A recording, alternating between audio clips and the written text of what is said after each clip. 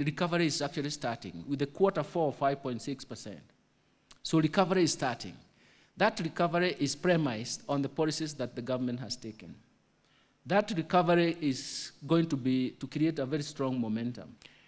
Now, the second thing is that we notice that however much we tried to talk about the strategy to resolve the Eurobond, there was always some doubts. Why was there some doubts?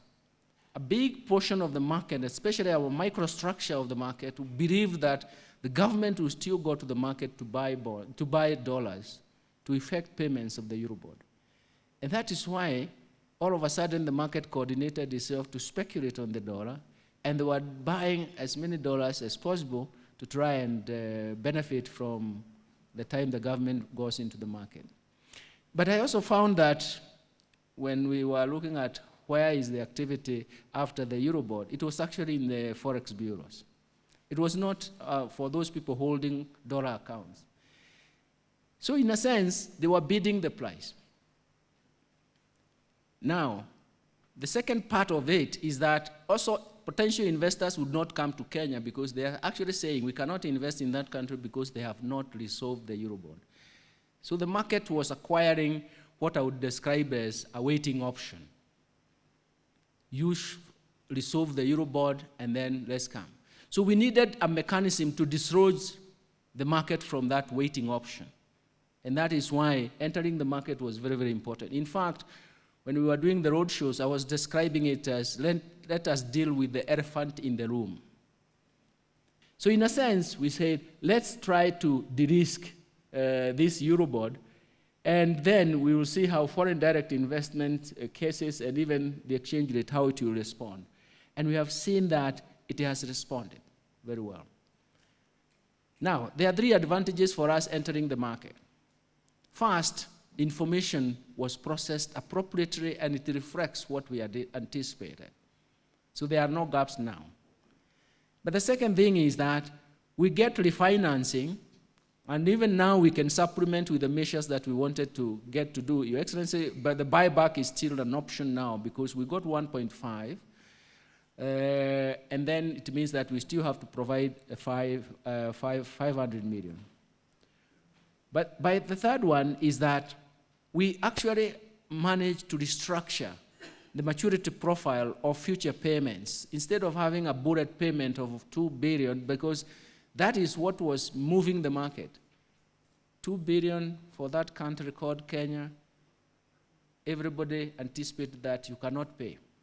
And even the other side of the politics was saying they are going to default, just a matter of waiting.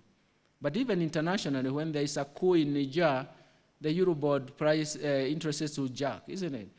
So it means the market was not very well coordinated. So, but for us, we want to make sure that in future we are not beaten again by having such heavy ticket in terms of maturity. That is why we actually went for amortization in the last 3 years of equal amounts. In this case, 500, 500, 500. And which also plugs itself in years that we don't have other maturities. So that maturity profile is very, very important to Your Excellency in the future for two reasons. One, it can be seen that it's a maturity we can manage.